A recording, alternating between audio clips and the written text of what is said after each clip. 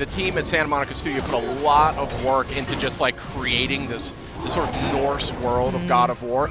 And, you know, that extends to the trolls themselves. They have a unique language that they speak amongst each other. So there's actually, this big fella's actually saying something, I don't know what, but I'm assuming it's like, get out of my way, pesky insect.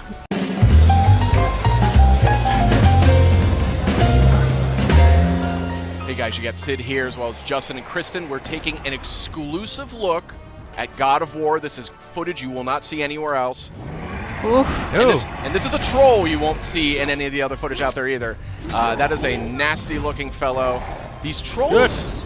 Yeah, look at this thing. These trolls are actually unique. They're named characters in the game's lore. Tell us a little bit. Each one is different. Each one has a completely different backstory. You know, as with Norse mythology, everything here sort of has a little bit of a story, a little bit of a narrative to it. So each of these guys, they're going to look a little different. They're going to fight a little different. The way you want to go up against them, you might want to think about it differently. Yeah, this guy looks a lot meaner. He's a lot more aggressive than the other enemies that we've seen. Now, an interesting fact, too, I mean, the team at Santa Monica Studio put a lot of work into just, like, creating this sort of Norse world of God of War.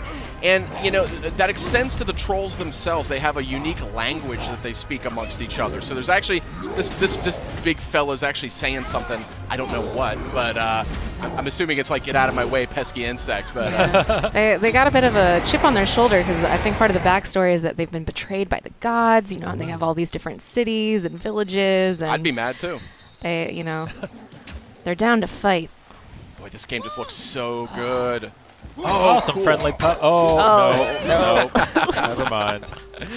You know, you're seeing just a different side of God of War with this game. That camera. The glowing eyes are an interesting touch there. Yeah. This camera, I think, is worthy of discussion because, I mean, this is it's seamless. It's like a one-cut game. They don't, like, cut to cinematics or cut to another character. Exactly. Yeah, and even the camera angle, it's a lot closer to Kratos, a more intimate camera there. Yeah, a lot more intimate and really makes you feel like you're there, you know? Yeah, especially during combat, you sort of feel the impact of every hit. It sort of shakes just a little bit.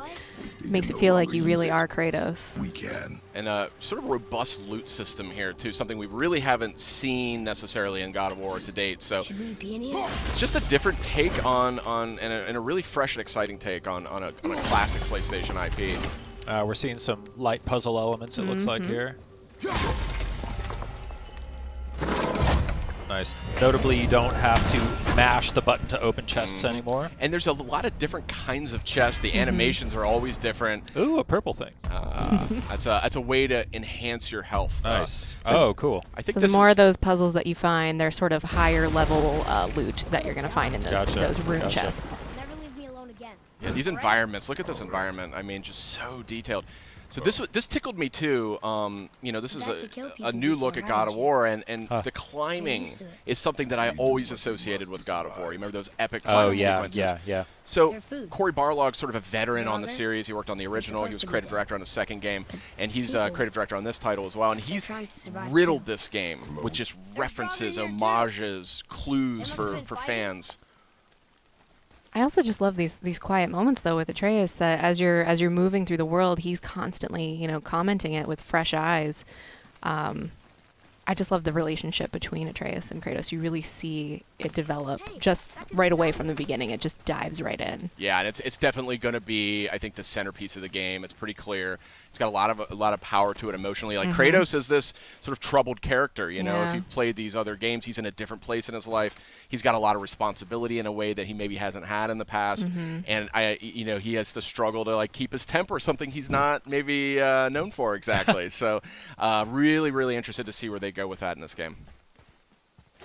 Yeah, it's interesting. It feels a lot more open, a lot more kind of catered to taking your time and exploring. Absolutely. Kind of punctuated by the fast action sequences. Has this been here all this time? Just beautiful. Why don't you help me up there? Oh, here we have this Leviathan axe. This is the Kratos' new weapon of choice. It has a lot of impact in combat, but it also has some properties that sort of lend themselves to puzzle solving as well. Wait for me, boy. This fog is gorgeous. Yeah, that is some crazy looking fog there. Atreus! Well, hope you liked exclusive sneak peek here at God of War. This is footage you won't see anywhere else, and we are all dying to play it when it launches on PS4, April 20th. See you next time.